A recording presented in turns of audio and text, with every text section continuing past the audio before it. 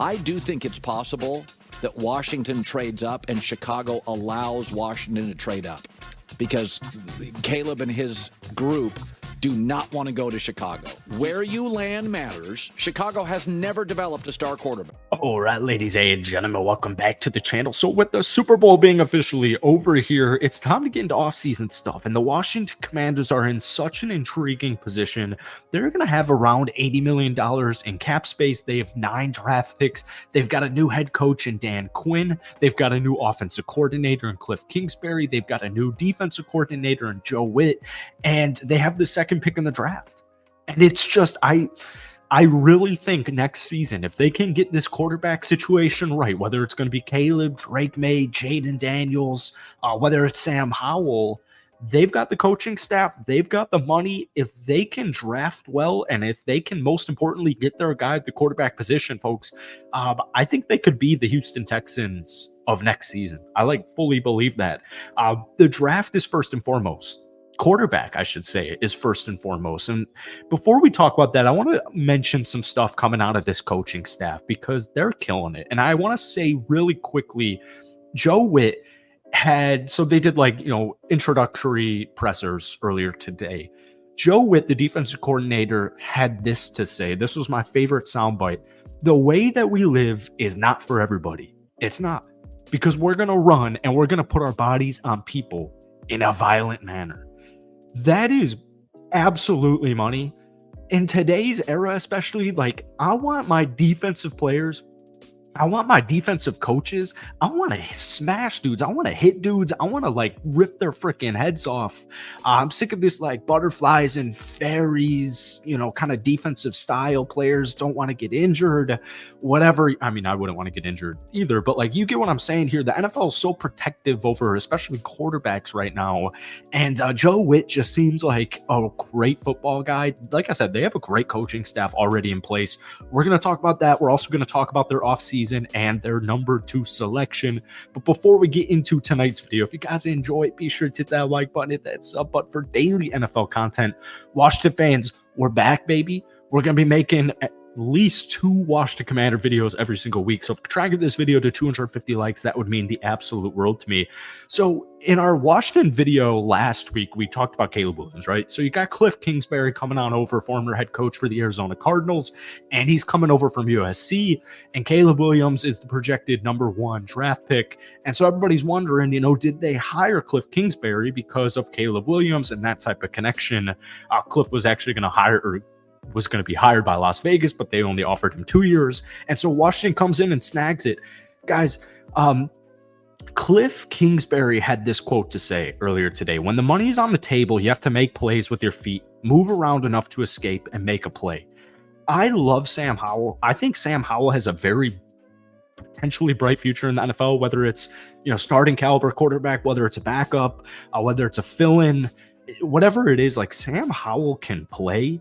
Unfortunately, man, he kind of got shafted because Eric Bieniemy that was a whole thing.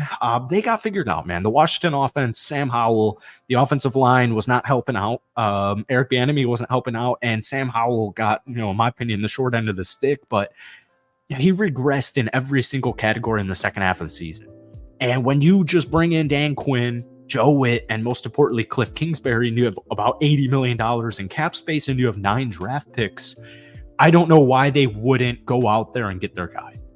Sam Howell just threw 21 interceptions. He threw 612 passing attempts. He had almost 4,000 yards. But I just think the writing's on the wall that they're going to move on, or not move on, but actually, what they could, because a team could come in and try to steal them through the trade. But you got the number 2 pick. I get it, man. I don't think they're going to trade up for number 1. It would actually really surprise me if they traded up for the first pick in the draft. I think they'll at least make a call just to test the waters from the Chicago Bears. But to be honest with you as well, I don't think the Chicago Bears will pass up on Caleb Williams. Whether he's generational or not, the quarterback talent in this year's draft class, specifically the first 3, but honestly, the first round in general, it's absolutely loaded. And I'm not saying you need to draft a quarterback, pick number 1, pick number 2, pick number 3. Like, I get it, man. You could technically trade down. Even if you're trading down to like pick number 3 or 4, get a little bit of a haul and rebuild the roster. But to be honest with you, man, with all that cap space and with all this draft capital and getting a quarterback, like, I think they're going to take Jaden Daniels. I don't know why they wouldn't take Jaden Daniels if Caleb Williams goes number 1. Jaden Daniels makes play after play. This dude makes plays, and he is pretty much everything. And the good news is this: whether the Commanders go with Caleb, Drake May, or Jaden Daniels and the draft boards and the mock drafts and all this stuff's going to change. We've got the combine in a couple of weeks from now. You know, draft day's like over 2 months away. Like, stuff's going to change. But all 3 of those quarterbacks I just mentioned, the projected top 3 picks in this year's draft, unless Chicago decides to take Marvin Harrison at pick number 2 or 3, they fit Cliff Kingsbury's profile, especially with that quote: "When the money is on the table, you have to make plays with your feet, move around enough to escape and make a play." And I think Cliff Kingsbury to Washington, to me, is a complete and utter game changer. I know Vegas had him and Washington came in and stole him. Guys, like, I think Cliff Kingsbury's a genius offensive mind. You know, I really do, man. If we go back and we look at like that Arizona team, especially with rookie Kyler Murray, Kyler Murray looked like a really solid, bright future quarterback. He got him into the playoffs. He got Kyler Murray looking great. And, you know, I know he had a good college career, but like, dude, they got shafted by injuries. That's why Cliff Kingsbury tenure ended with Arizona. And to be honest with you, I think he's better suited for an offensive coordinator position because of his offensive mind as opposed to a head coach. But guys, they're making these impressive coaching moves. Now, there's a lot more like niche down positional coaches that they made, and we'll get into the nitty gritty of it as the offseason progresses. But like, the new Commanders coaching group, 269 total years of NFL experience on this staff.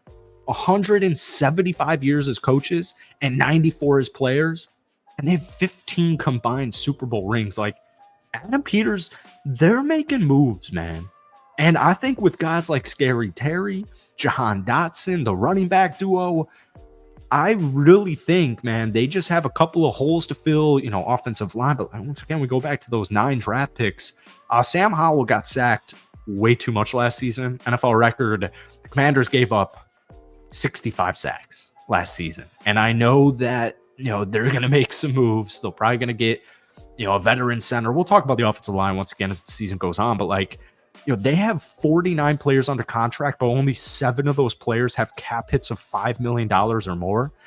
And it's just an open roster. And they've, you know, they're going to make some decisions like probably re-signing Fuller, hopefully Cam Curl. I've still got my beasts at the defensive tackle position, but guys, like, Houston was in a very similar situation last season. They were coming off a 3-win season. You know, the defense had all these question marks, so they hired D'Amico Ryans, a defensive head coach, just like Dan Quinn. They bring in this great coaching staff, just like Washington has done, and they got their guy in CJ Stroud, and they had talent, guys like Nico Collins, but they hit on talent with like Will Anderson Jr. and, you know, Tank Dell. I really think Washington is going to be a lot better than people think. And one of the reasons I made this video tonight is because I keep seeing this team being like 32 out of 32 in the NFL power rankings. So I don't believe in that. Let me know what you guys are thinking. Plenty of Commanders content coming on the way. But guys, let me know your thoughts on the Commanders drafting Jaden Daniels. Peace.